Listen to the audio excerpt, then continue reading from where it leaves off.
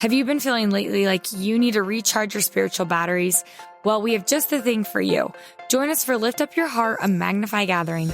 This is a day-long event meant for women to gather, recharge, listen to inspiring speakers, live music, and most importantly, be reminded of what we already know, that Jesus Christ is our answer and that we're not alone. It's everything you loved about Time Out for Women and more, and it's coming to a city near you. The best part is if you're a listener, you get a special discount code at checkout. So register now by following the link in our show notes and use the code podcast10 at checkout to get $10 off each registration. That's code podcast10, PODCAST10 at checkout. Go to magnifythegood.com/events or head to the link in our show notes. The first city that's open is Plano, Texas, and it's coming September 24th, and registration is open now. We can't wait to see you there.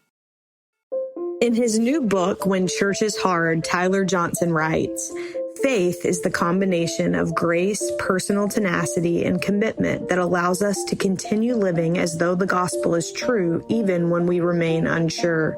It does not always allow us to make the right decision, but it allows us to keep trying, even when we falter." End quote. This sentiment captures what, in many ways, I feel like I've learned about what it means to be all in the gospel of Jesus Christ. It made me think that maybe the definition of being all in is simply acting in faith. But fortunately, we get to continue asking this question, and on today's episode, Tyler Johnson shares his thoughts on how to approach faith-related struggles, both our own and those of people we love. Tyler Johnson is an oncologist and clinical assistant professor at Stanford University. Through serving as the bishop of a young single adult ward, he became familiar with the struggles and earnest questions that many young church members grapple with. This is All In, an LDS Living podcast where we ask the question, what does it really mean to be all in the gospel of Jesus Christ? I'm Morgan Pearson, and I am so excited to have Tyler Johnson on the line with me today. Tyler, welcome. Thanks so much, Morgan. I'm glad to be here.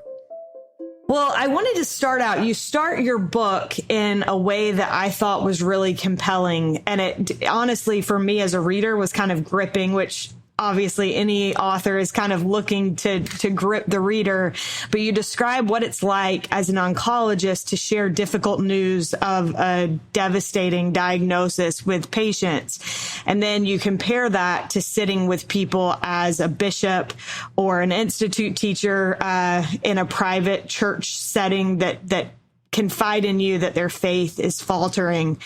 I wondered, how did you choose to start the book in this way? And for those that haven't had a chance to read yet, what is the comparison or the parallel that you draw there? Yeah, so thanks for that question. So as you said, I work as a medical oncologist. So that means I'm the doctor who gives chemotherapy to people with cancer. And I'm not usually the person who breaks the diagnosis of cancer per se, because usually that's done by the doctor who performs the biopsy, or maybe the primary care doctor, or whoever refers the doctor to my or the patient to my office. But what I do sometimes do is I will sometimes have to deliver news, for example, telling a person that their cancer has come back after they thought it was in remission, or perhaps having to tell them that they're no longer able to receive chemotherapy because we don't have any more effective chemotherapy options to offer them. Or sometimes I have to inform people that I'm afraid they don't have very long to live. Now, on the one hand, those are medical issues, right? And there are biological and physiological aspects to talking about those things. But the truth is that the biology is a necessary precursor, in the sense that I have to understand that in order to know when to have the conversation and what the contours of the conversation should look like. But the content of the conversation itself is actually often largely what we might call spiritual, or what people in another context might call existential. That's to say that the content of the conversation often deals with things like, what is the purpose of life? What does it mean to be alive? What does it mean to die, and what happens after you die? What does it mean to have a meaningful life, and what does it mean to end your life in a way that is as meaningful as possible? And so that actually the kind of the spirit of those conversations, if you will, or the kind of the emotional and intellectual and spiritual attitude that I often need to adopt in those conversations resembles in many ways the conversations that I have when I'm in a religious setting with students or ward members or what have you. And the reason that I say that is because, I just because of the things that I've been doing over the last 10 or 15 years, I've worked a lot with young people in the church. And so I will speak most directly to that just because that's mostly my experience. But I think that what I'm going to say about those people really applies to everyone. A young person may approach a bishop or a parent or a teacher or whomever with a question about Joseph Smith and polygamy, or the racially based restriction on priesthood and temple blessings, or, whatever the specific kind of the tip of the spear, if you will, whatever the specific question is. But in my experience, behind that, if you kind of, dig a little and a little more and a little more, almost always at the base of those questions lie much deeper questions about what is the purpose of my life? What is the reason that I'm here? Who is God? What does God want from me? How do I learn about God? How do I develop knowledge of the divine? How do I have confidence that my life is taking the appropriate course, right? It's really those sorts of questions. And so even though on the surface, it might seem like being a medical oncologist and being an institute teacher or what have you would be completely different endeavors. Often the sort of the heart of the matter of the conversations that come up in both roles is surprisingly similar. That makes complete sense. And I completely agree with you. I think there's often so much more there than what is initially expressed. You mentioned that you've worked a lot with young people, and part of that was as a young single adult ward bishop. Right. And you've also been an institute teacher. You talk a lot in the book, and I thought this was a really important point, and you reiterate it multiple times, the importance of integrity to this younger generation. And you talk about how it might seem like, or I think the assumption at times is, people just want to be able to do what they want to do, or they want to be able to throw out morals. And you're like, actually, in this instance, many times it's because they want to be people of high integrity. Why was this important for you to write? And why is it important for people to understand? And how does that desire to have high integrity affect faith, especially as it relates to members of our church? Yeah. So, I think I have found that, and people could disagree with me on this, and maybe they would be right, but at least in my life, most of the time, in most circumstances, I have found it to be a good rule of thumb to begin with the assumption that another person's motives are good and that their intentions are noble, and to sort of work backwards from there. Now, occasionally you work backwards and maybe find out that actually they are not so good or they're not so noble. But in most cases, I have found that once you really work to understand someone, they largely merit that confidence. They merit that benefit of the doubt. And so in doing that with young people, of course it is the case that there are times when young people just want to sow their wild oats, or they just want to, they're just tired of being told what to do or whatever, right? Of course that happens. And I'm not questioning the reality of that circumstance. But my experience is that most of the people, especially those who are really grappling and wrestling with deep questions about the church, virtually always that wrestle comes from a place of love. It comes from a place of love and integrity. In other words, they are trying to square what they see at church with what they understand to be the most important fundamental principles of righteousness and justice and mercy and other ideals that I think all of us would agree are noble and important. And the wrestle comes not just because they want an excuse to walk away and do whatever they want, but rather because they see something at church that just doesn't feel right to them. And that that tension is very difficult to hold. That apparent contradiction is it weighs on them, not because they are bad, but precisely because they're trying to do what's right. So I'll give you an example. There has been a lot of treatment in the media over the past, 3, 4, 5 years about the amount of money that the church has in particular in one investment firm, in Ensign Peak Investments, but also more broadly, just the amount of money that the church has, right? And so many young people and older people, but again, I spend a lot of time talking with young people, many young people look at that and they say, well, good grief, if there's this much money in the church's coffers, and there are all of these people in the world who are manifestly suffering in an endless number of ways, right? Whether from starvation or lack of medications, or because they don't have running water, or because they can't get access to an education or whatever. Young people will look at the admittedly noble humanitarian efforts of the church and say, well, sure, that's great that they're doing, A, B, C, X, Y, Z, but that is a sliver of a sliver, that entails a sliver of a sliver of a sliver of the church's overall wealth. Then how can I, in good conscience, for example, pay a very large percentage of my money, 10% of my income, to an organization that is going to put it into these coffers where, at least as best I can understand as an outsider, and et cetera, it seems like it's going to be there sitting idle, when I could instead take the money and give it to a vetted organization that will use virtually all of it in a short time frame to actually benefit other people.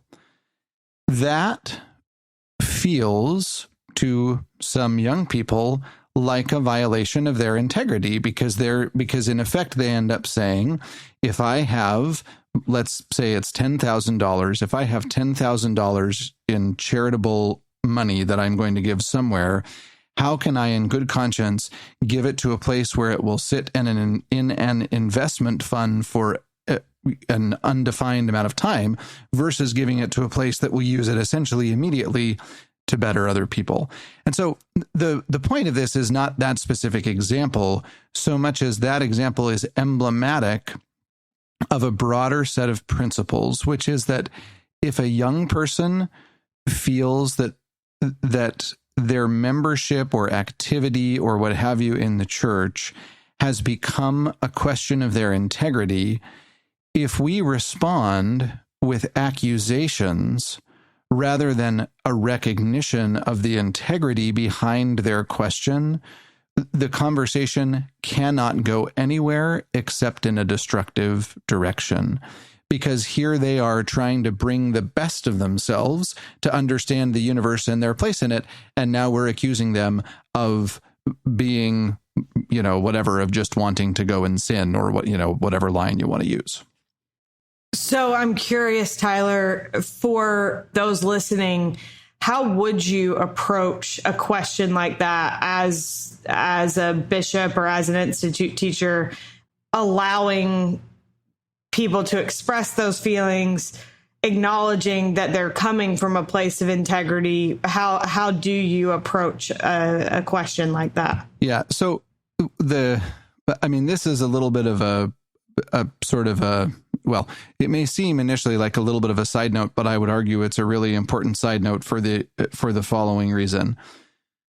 My experience is that most of us fundamentally misunderstand. So I was talking a moment ago about these encounters that I have, right? Whether it's in a bishop's or institute teacher's, whatever's office, or whether it's as a medical oncologist. I would argue that 95% of the encounters that go on in one of those places, maybe that number's high, but a high number anyway, a high percentage, are actually one kind of thing, and we almost always want to assume that they are a different kind of thing. And here's what I mean. Most of us assume that when a person comes to us with a question like that, what they are fundamentally looking for is an infusion of knowledge. In other words, what we think is happening is that they're coming to us with a cognitive gap, and they're saying, hey, will you fill in this cognitive gap? And so then our instinctive answer is to say, oh, here's some facts. Here's a thing that you haven't thought about or you didn't know about. And now you know the thing and you can go on your way and be happy forevermore. That's what we think is going to work. But almost always, that's not actually what's going on. Almost always what's really happening is that the person is coming because of an emotion and not because of a cognitive gap. Now, don't misunderstand me. I'm not trying to say that the cognitive questions that they're asking are not substantive. That's not it at all, because they usually are substantive. But what I'm saying is that the substantive question has given risen to a deep and often powerful and even painful emotion. And if we attend to the cognitive question before the emotion behind the question, then the encounter is almost certain to go wrong. So I'll give you a quick example. If someone comes and says, gosh, I grew up in a church where I was told endlessly as a young man or young woman that I needed to abide by a standard of strict chastity, right? No sex before marriage, and then only sex with my spouse when I was married. And yet now I'm reading all of these things about Joseph Smith and polygamy. What's up with that? Now, it may be that the person who's listening to that question happens to have a deep well of knowledge about Joseph Smith's polygamy.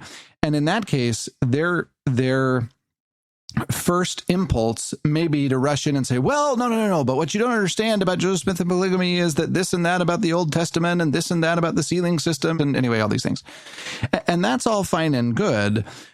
And it may even be true. And in some case, it may even be helpful. But I would argue that what first needs to happen is just a recognition of the integrity behind the question, which can be as simple as saying something like, I am so glad that your sense of integrity makes this matter to you, that you care about what initially appears like a contradiction between what you were taught growing up and what you see, at least on the surface, in this part of the life of Joseph Smith. There is something deeply affirming about having someone see the integrity that lies behind a painful question like that.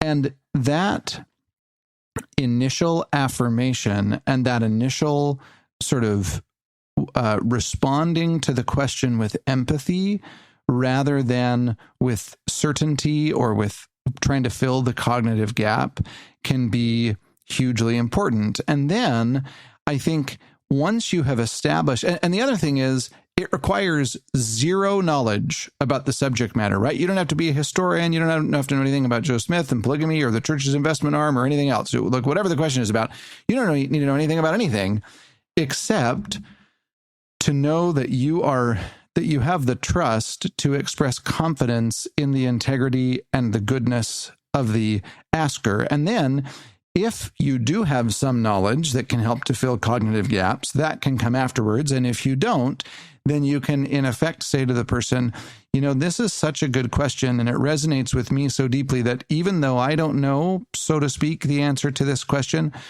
as Elder Ballard once counseled Institute teachers to do, why don't you and I seek out an expert who could help us to get an answer to this question? So the sort of phrase that I sometimes encourage people to remember to describe that approach is when asked, if you are a teacher or a parent or a leader or what have you, and you're asked a difficult question, always let empathy come before certainty. That's almost always going to be a more effective way to respond. I think that's really well said.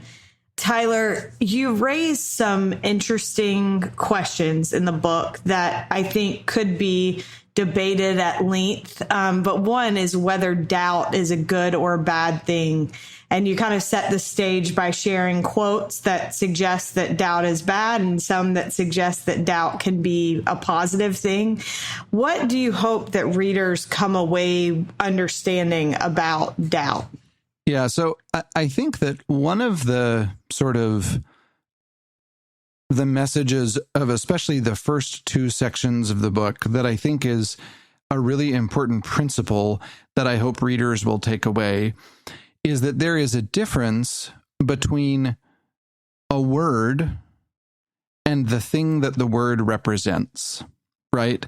And the reason that I say this is important is because you can imagine the kind of miscommunication and sometimes the kind of heartache that can ensue if we have a group of people, let's say church members, who are all using a certain set of words with the assumption that everybody understands those words to mean the same thing, when in fact people have wildly different definitions of those words. Because if I think a word means one thing and you think it means a different thing, and then we sit here and have a debate about whether whatever it is that we're talking about is a good thing or a bad thing, but we have different understandings of what the word even means in the first place, then it's going to be almost impossible for us to come to any sort of understanding about the subject because we're starting from completely different premises, but without acknowledging that our premises are completely different. And I think that in few places in the church is this more true than about the word doubt. So in the book, I actually go in and outline, I think it's 6 different definitions of doubt that I think if you look, and it could actually be even more than that, but I think if you look at the places in church where we talk about the word doubt, I think there are at least 6 distinct definitions that we use. But then when we talk to each other about it, we often talk about it as if it just means one thing, and we should all understand that it means that one thing. And so then, as a consequence, you have some people, good, faithful church members, who are over here saying things like, that anytime anyone gives any space in their heart and mind for doubt, that they are sort of sowing their own destruction, in effect. And then you have people on the other side who are saying that a form of genuine doubt is a necessary precursor to building abiding faith, right? I mean, those two things, if the word only means one thing, those two approaches to doubt cannot be simultaneously true if doubt only means one thing, right? But I think that the issue is that doubt actually means a lot of things. I guess I'm not going to get into all the details that I get into in the book because we don't have time to do that. But what I will say for the purposes of this discussion are 2 things.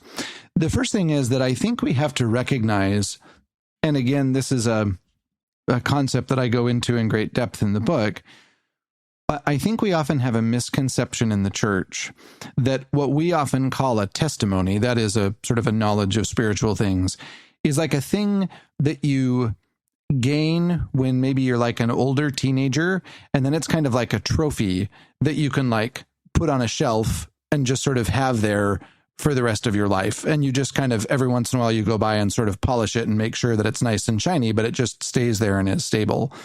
But I think in fact that knowledge of any spiritual thing is a lot more like the mythical phoenix, right? So the whole thing about the phoenix is that it keeps dying and having to be reborn. Like that is its life cycle, is a continuous process of death and rebirth and death and rebirth. And so I think that it's important that we recognize that those deaths and rebirths of our confidence in any spiritual idea or practice or system or what have you are natural and to be expected. That's not to say that, there's a certain kind of person that might go sort of pretend to be having one of those because it feels, I don't know, sort of edgy or cool. And I'm not talking about that. But I'm saying that when those dark nights of the soul come to you, I think we have to recognize that that's just a natural part of the process of being human. And because that's the case, the quote doubt unquote that is involved in that normal regenerative process of death and rebirth is normal, and it's not a thing that we have to pretend is not there. So that's thing number one. And then thing number two, I would say about doubt is that in my mind, the thing that matters the most when we're talking about what doubt adds up to, or whether it's quote good or quote bad, comes to one of my favorite verses in the Book of Mormon, which is as he's kind of finishing or close to finishing his overview of the people of the Brother of Jared, Mormon sort of interjects, as he does from time to time, and is sort of giving a summary of kind of like what he has learned from appending their record. And then at the end, he says, "And now I would commend you to seek this Jesus." And in my mind, if that forms the center of the journey of discipleship, in other words, if seeking Jesus is the stabilizing force of our spiritual attitude, then whether we feel doubtful or not, I think that, to paraphrase the line from the Doctrine and Covenants, even our doubt can be made to work for our ultimate spiritual good, as long as the center of our spiritual gravity is that we are seeking Jesus. I love that.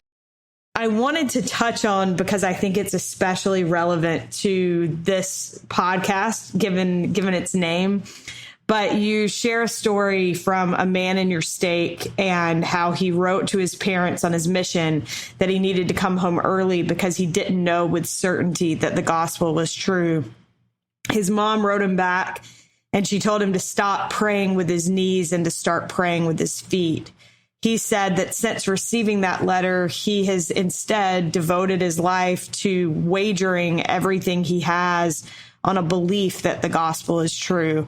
I thought that this idea of wagering everything you have was fascinating, because since starting this podcast and realizing that going all in is technically like a poker term, which seems odd for a church related podcast, I've read up on like, what does that mean? And tried to think through like parallels of that. We hear that those words all in all the time in our culture, but what does that really mean? So I wondered, from your personal experience, why would you say, Tyler, for you, that the gospel is worth that wager? Yeah, so I think there's sort of two answers here, or, well, I'll get to the direct answer in a second, but I think there's a sort of a precursor that has to come before that answer. My experience, and maybe I'm wrong about this, but from, a lifetime spent in the church, is that most church folks, I think, would feel a little squirmy with that language, right? Like, it feels a little uncomfortable to talk about living a life of gospel living as a quote unquote wager.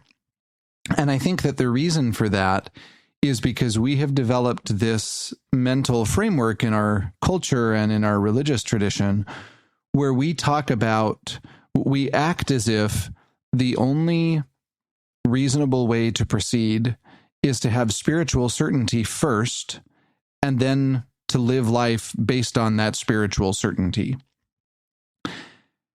Now, I don't doubt that there are people for whom it works just like that. I'm sure that there are people who develop that certainty, and then they sort of are sort of buoyed and driven by that certainty for the rest of their lives, and more power to them. That's great. But I also think that if you look at the scriptures and the words of modern prophets and just reality and your own interior life, for most people, that is just not how it works. For most people, a wager is the best we've got, in a sense. Now, I want to be careful there, because I don't want to suggest that a person should just sort of randomly make the wager, like they just, are picking a bet to put down somewhere, so might as well put it here as anywhere else. That's not what I'm saying, and I'll get to that more in a second. But the point that I am trying to make is that if you spend your entire life waiting for certainty And then once you're certain, then you're going to be all in. Then you will never be all in on anything, save for these people who, maybe have a spiritual certainty that they grasp early and then they just have it for the rest of their lives. And again, to those people, more power to them. But I think they are the exception, not the rule.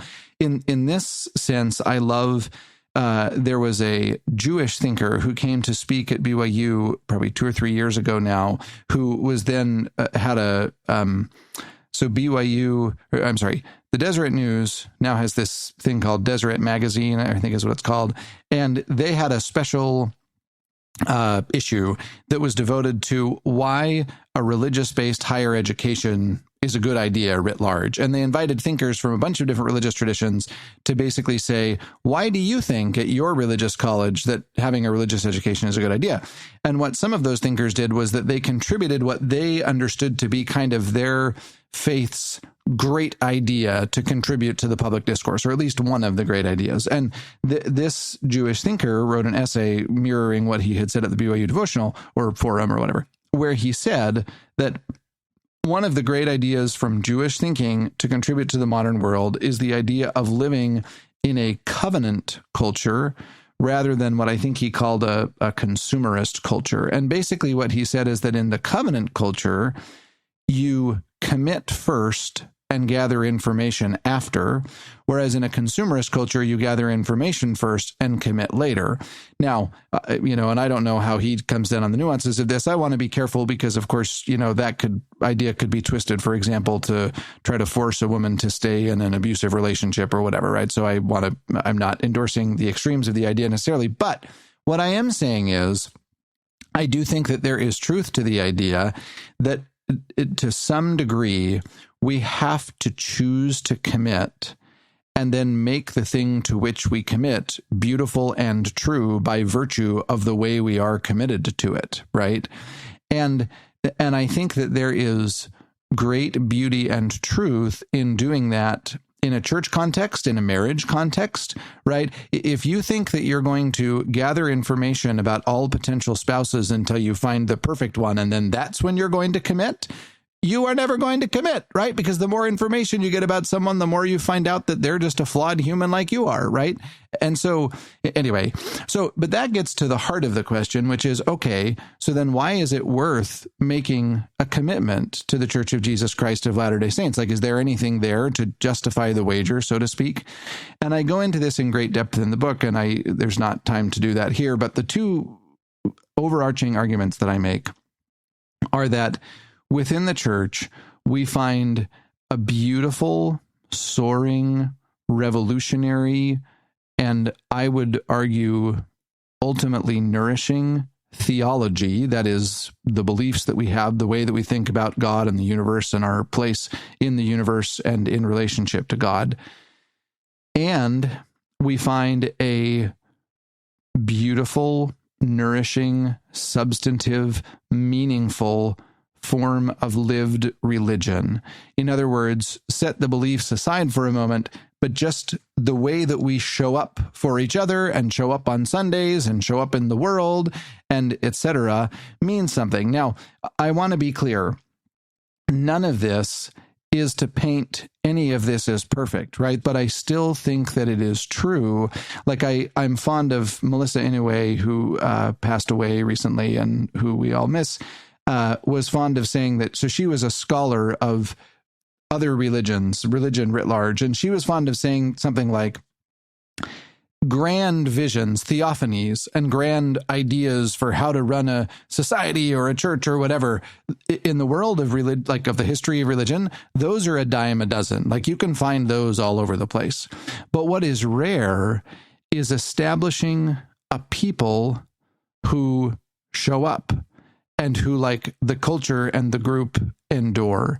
And I think that there is a genuine, imperfect, real, but beautiful meaning to the culture and community that we have created and sustained within the church. And so I think those two things, the theology and the lived religion, give a rational thinking person a satisfactory basis for saying, this is a place that it's worth putting down my wager or going all in, to use your words. I completely agree with everything that you said. And I love this idea of covenants. I just taught Sunday school yesterday, and we talked a lot about the power of covenants and the power of making them. In the book, you reference the idea that you referenced earlier in this interview of the dark night of the soul. And you write this, and I want to give people a little taste of how great your writing is. You said, first, when we find ourselves wandering through a dark night of the soul, we can rest assured that it is not new and that we are not alone. Some of Christianity's most diligent disciples have faced similar situations. In fact, the perception of divine absence may be a necessary trial for many, if not most, who ardently follow Jesus. Second, our response in these moments of aloneness may define who we become. I don't know if you feel this way, Tyler, but one thing that I have observed in my life, but specifically with friends, I was in the YSA stage of life for a good long time. And one thing that I felt like I saw over and over again is that when these questions related to faith, because faith is so important to people, when the questions of faith kind of start to pile up a little bit, there can be like a sense of panic. And I think that feeling of panic, like I need to figure this out right now, comes from the adversary. And instead, I think God gives us place to learn and to grow and to seek answers to our questions. So I wondered for you, how do you think that approaching doubt, knowing that doubt can be a normal part of maturation, can help those struggling, but also those who are seeking to help those who have these questions? Yeah. So I think I have learned a few things.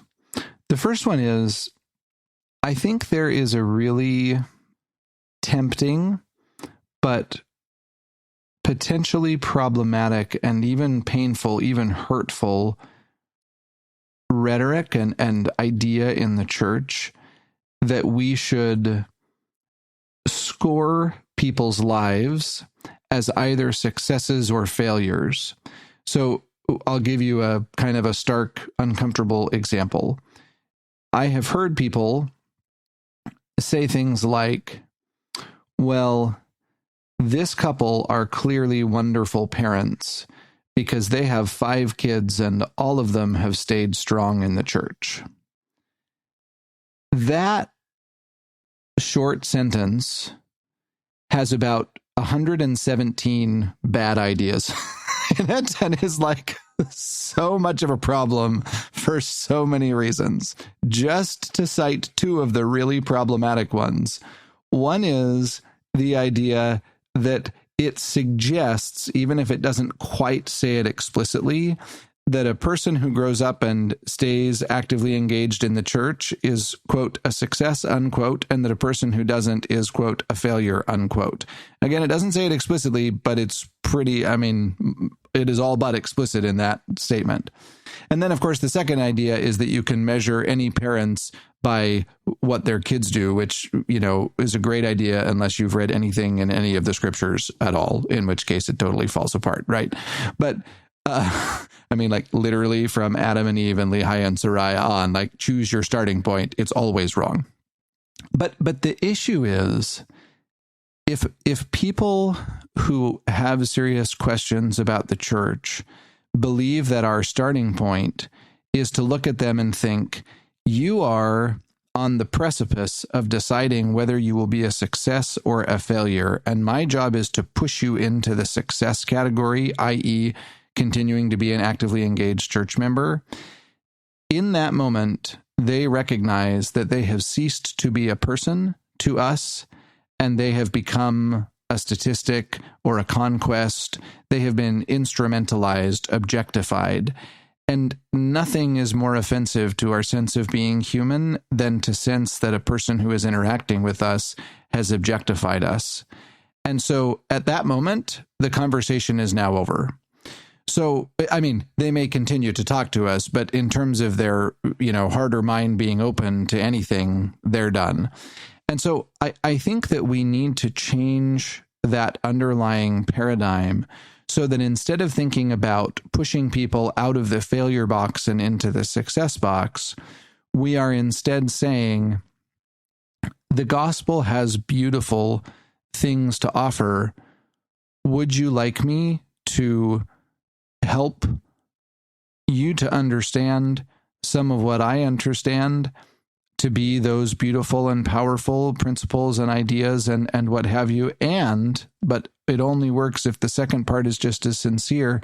Can you teach me what I don't understand about what is beautiful and holy, or for that matter, what it is that deeply concerns you about the church? And then, of course, that goes back to the empathy piece that I was talking about earlier.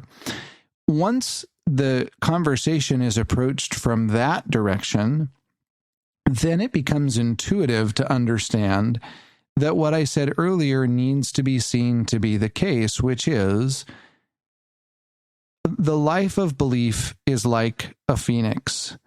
A phoenix's life cycle is to die and resurrect, and die again and resurrect again.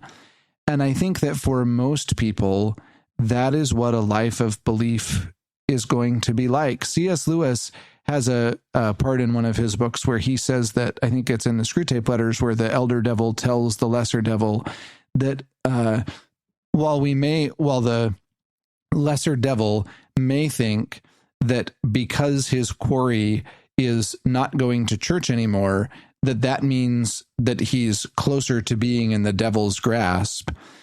If the reason that the person has distanced the subject of the devil's conquest if the reason that he has distanced himself from the church is because he's looking with integrity and deep thought and conviction at his beliefs about the world, that is the worst of all outcomes for the devil, because what that means is that the person is now caring about drilling down to the truth, about finding what is real. And so, in effect, we have to have the confidence that truth and deep reality and genuine enduring beauty are reflected in our church and our beliefs in such a way that we don't need to fear, we don't need to imagine that the truth that we hold is somehow harmed because someone doubts it or does not understand it or even thinks that it is silly or wrong, because truth is not changed by our attitudes toward it. Truth is truth. And I think that when we are filled with both that confidence and, most importantly, with love, then it changes the entire way that we approach that kind of conversation.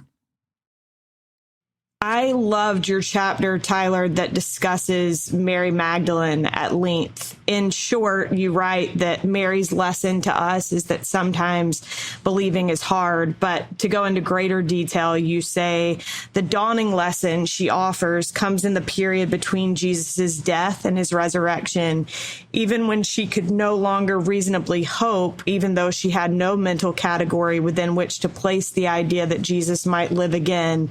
Still, she sought Jesus, which goes back to that idea of seeking Jesus that you mentioned earlier. And then you said she kept about the business of following him even into his grave. I wondered, partially because I find Mary Magdalene to be a fascinating character in the scriptures, but can you tell listeners why you chose to talk so much about Mary Magdalene and why you feel that she's a compelling example of faith? Yeah, so, I had this long series of conversations with a friend who read a very early version of the book many iterations ago. And at that time, I had this sort of long list of people who had been sort of quote unquote famous people who had been through a dark night of the soul, right? So that included people like C.S. Lewis, Mother Teresa, Joseph Smith, and then Mary Magdalene. And what my friend helped me to understand over the series of multiple conversations was that Mary is even though all of those people, yes, faced very deep questions, and you can read more into this if you want to read up on any of the individual ones. But like for example, if you think of Doctrine and Covenants 121, right? The beginning of that is Joseph Smith saying, "Oh God, where art thou, and where is the pavilion that covereth thy hiding place?" In other words, why aren't you helping? Where are you? In effect, do you even exist? He never says that explicitly, but that's sort of the implied bigger question. C.S. Lewis, Mother Teresa went through long periods of anguished divine silence as best they could perceive. But what my friend helped me to understand is that although all of those examples are compelling in their own way, Mary's experience was different for multiple reasons. The first one is that Jesus was a daily, living, palpable presence in her life, right? He wasn't like I guess I can't speak for whatever C.S. Lewis or Mother Teresa or for Joseph Smith, but even Joseph Smith, who had many divine manifestations, it was like he would live most of his life and then boom, he would get a revelation, or boom, he would have a angelic visitation or whatever. But the point is that those were like punctuation marks in the book of his life. But for Mary, at least for the last 3 years or whatever of Jesus's life, I guess I don't know per se if they were in daily contact, but they were in frequent contact, right? She was part of the party of disciples that sort of followed him and lived with him. And anybody who's watched The Chosen, I think you get a sort of a cinematic idea of what that might have been like. So her knowledge of Jesus, her familiarity with Jesus was just different in a way that I think is hard really for us to imagine. That's number one. And then number two is that at least those three other people that I mentioned, C.S. Lewis, Joseph Smith, and Mother Teresa, all of them, the very basis or one basis of their faith was the idea of resurrection, right? It was this unimaginable idea that a corpse could live again. But for Mary, there was no such idea. Granted, there was Lazarus, but even Lazarus, right? But that was the whole point, is that Jesus was there to do the raising, right? And now the person who had always been there to heal the other people had died. And it wasn't like he had, slipped away to a different country and she heard a rumor that he had died. Like, she had watched in the most extended, anguished, agonizing way, had watched him take his last breaths, and then had helped to prepare the body for burial and to lay it in its death tomb. And I go into this in the book, but I can tell you that as a doctor who takes care of a lot of very sick patients, it is hard to overemphasize. Most people now have no first-person exposure to death because we have largely quarantined death off from polite society, right? Like, you maybe have had a parent or someone who you watch die, but even that is relatively rare. But for me, it's not. I've seen a lot of people die because of the work that I do. And I can tell you that the qualitative difference between a living person and a dead corpse is something that is hard to really grasp until you have done what we call certifying the death, which is that I literally, when a person has died, if it's my turn to pronounce, as we say, the death, I have to go to the bedside and feel for the pulse, and instead feel the cold absence of a pulse, listen for the heartbeat, and instead hear silence in the chest, watch for the chest wall rising and falling with breathing, and instead see it sitting there still. It's hard to convey the depth of the change that happens when a person dies. And Mary watched this happen to Jesus, and then presumably even felt the weight of the dead body in her hands as they prepared it for burial or what have you. And so all of that is to say, it is different to have had this daily, palpable presence of Jesus in your vicinity, and then watch as that presence dies and have no, as I say in the quote you read, there's no mental category. There's nowhere for her to even place the conception come back to life. What would that even mean? Like, who would be there to do it, right? Because the only time that she had seen something a little sort of parallel was with Lazarus, but that was the whole point, is that Jesus was the one doing the raising, and now he's not even there. And so I don't even think the scriptures necessarily justify us in going so far as to claim to know what Mary's motivations were as she approached this, as she continued to seek Jesus. Like, the scriptures do seem to make clear that she was shocked when she finally saw him again. So it's not like I'm not trying to suggest that she was sort of hanging around the tomb waiting for him to wake back up. That's not it.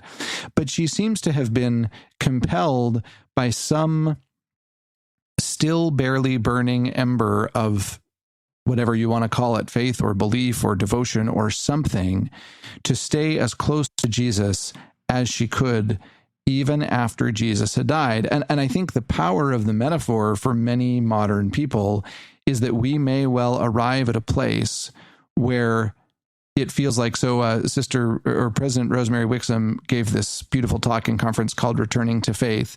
And in it, she tells the story of this woman who had watched, in effect, her testimony burn down. And this woman, the President Wixom quotes the woman as having said that once this sort of process had fully happened, everything had gone to ashes except for Jesus. And this is just to say that I think we may experience that moment where either everything except for, maybe even everything, including Jesus, everything, all of our beliefs, all of our theretofore what we thought to be knowledge, burns to the ground. But the question then is, what spiritual attitude will we adopt in the moment when it feels as though the very object of our belief has died? I love that point that you make, that holding all things in consideration, recognizing that regardless of what's going on for Mary in that moment, where she is so significant. And she's found there outside the tomb, and that is where Jesus meets her. I want to, before we get to our very last question, I want to read one more part from your book.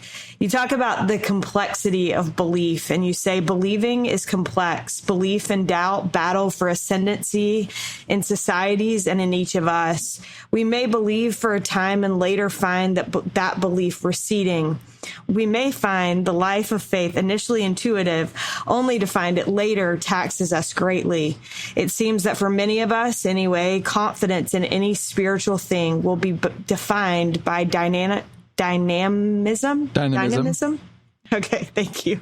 I can't read.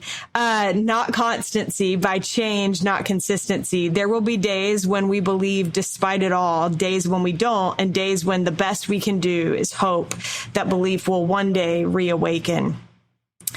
You obviously have written this book, Tyler, and I know how much work goes into writing a book, and you've written this book with deep hope that it will help someone, I'm sure.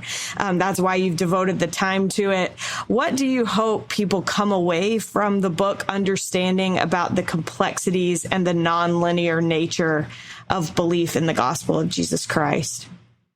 Yeah, so, sort of to the point that I made earlier, so that, you mentioned this, a friend of mine in our stake here who wrote this essay or has given a talk called On Praying with Your Feet, right? And the point of that, if I were going to distill down the point of that essay, it would be to question this idea that we often articulate in the church, that our spiritual confidence or even spiritual certainty has to precede our action.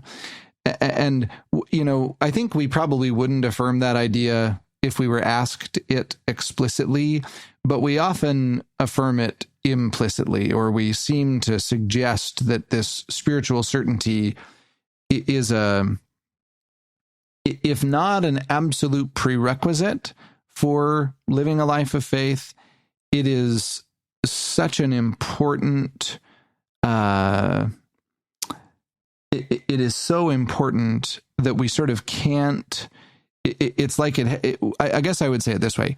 We often act as if certainty about certain spiritual truth claims is the point of the gospel, as if certainty is the goal. And to the degree that we explicitly or implicitly believe that, I think that's a deeply problematic notion for a lot of reasons. One of them is because it's not scriptural. Both Alma 32, and I always get it mixed up, it's either Doctrine and Covenants 42 or 46, the one that talks about spiritual gifts. The section in Doctrine and Covenants that talks about spiritual gifts says explicitly that to some it is given to know by the power of the Holy Ghost. And then the next part of the verse says, and to some it is given to believe on the words of those who know, especially offered in contradistinction to the first part of that verse. What that tells me is that it is a spiritual gift not to know. And my experience is that I learn deep, abiding, important truths from my friends who do not know, or from friends who are in a season or period of not knowing. And I believe that we are meant, at least many of us, are meant not to know. And that's okay. Like, we don't need to pretend to know when we don't. We don't need to enter into the, high stakes testimony drag race where everyone's trying to proclaim more certainty than the person before them. We don't need to act like we have a confidence that we don't have. I think it would be aspirational for us as a church to have testimony meetings where it would feel entirely comfortable for a person to stand up and say, I don't know if this is true, or I thought it was true, but now I'm not sure, or I have really deep questions, and here's why. The reason that I say this is because my experience is that that's most all of us, at least some of the time, and some of us most of the time. And I don't think that any of those things calls into question the depth of our discipleship or the ability that we have to contribute meaningfully to the body of Christ. And in fact, nobody shows up at church and says, well, I was told in my patriarchal blessing that I had the gift of healing, but I progressed beyond that. I don't really do that anymore, right? Like, that would just be weird if nobody talks like that, right? And so maybe it's the case that for some people, the gift is not to know. And the question, and if and when the knowledge comes, that's the other thing, is that the Doctrine and Covenants says, it's metaphorical, but to the degree that a metaphor can be explicit, it seems to explicitly suggest in Doctrine and Covenants 121 that the doctrines of the priesthood, it doesn't say that they will fall on you like an anvil from the sky. It says that they will distill upon you as the dews from heaven. And one of the things that I understand that to mean is that when spiritual confidence or knowledge or certainty or whatever comes, most often it will come subtly. As a famous Christian poem says, it will come unasked, unforced, unearned. You'll get up one morning and it's there, just like the dew is bejeweling the grass when you wake up in the morning, because it just appears. And so I guess what I hope that people will come away with is, first off, that they will give themselves more space to progress honestly on the pathway of discipleship and to be unthreatened when they go through a period of deep doubting, and that by the same token, as they become more comfortable with that in their own interior lives, that we can all give greater space to people around us who are feeling those same things. My last question for you is, what does it mean to you to be all in the gospel of Jesus Christ? In a spiritual sense, I think we would all do much better if we understood that in a framework of ownership, or in terms of thinking of what we own, none of us owns anything. We are all penniless, right? As King Benjamin emphasizes, even the air you breathe is a gift, right? You can't add one inch to your own stature. So, what are you so proud of, in effect, right? And yes, that's true with money, but it's also true with a college degree or a home or, whatever your gifts are, spiritual, physical, emotional, or otherwise, all of those things are gifts. None of them is earned. So if you understand that you're penniless, and then if you understand that everything that you have been given is a gift, then the question switches from, many people think that the question of life is trying to, quote unquote, find yourself. But of course, Jesus explicitly excluded that as the reigning paradigm of our lives. And instead, it becomes, in my mind, there are two operative questions in life. Question number one is, what are my gifts? And again, this includes spiritual, emotional, physical, financial, educational, all of it. What are my gifts? And then the second thing is, what can I do with those gifts to most bless the world?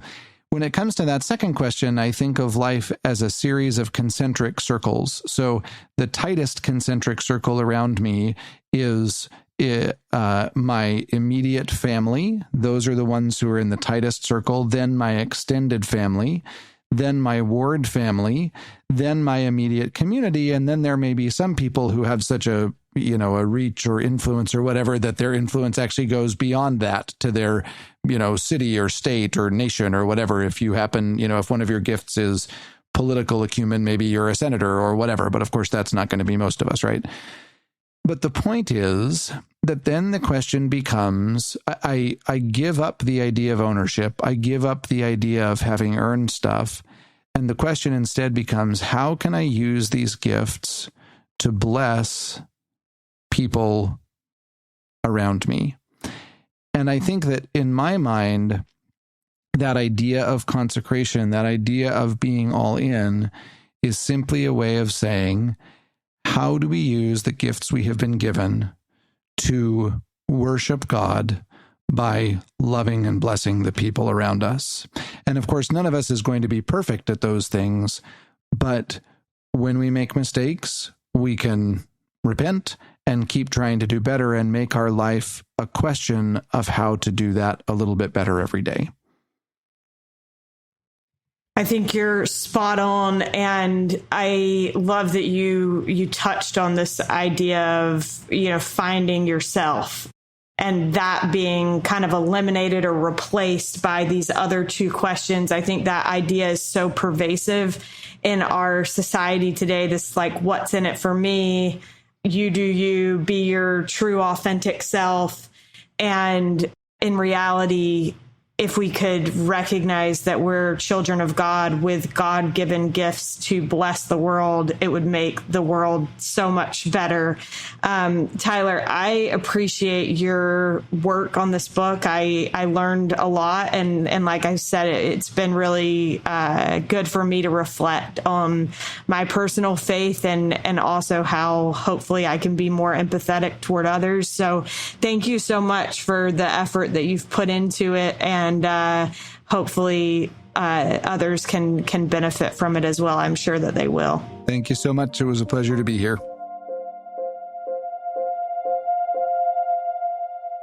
We are so grateful to Tyler Johnson for joining us on today's episode. You can find Tyler's new book, When Church is Hard, in Deseret bookstores now. A big thanks to Derek Campbell of Mix It 6 Studios for his help with this episode, and thank you for listening. We'll look forward to being with you again next week.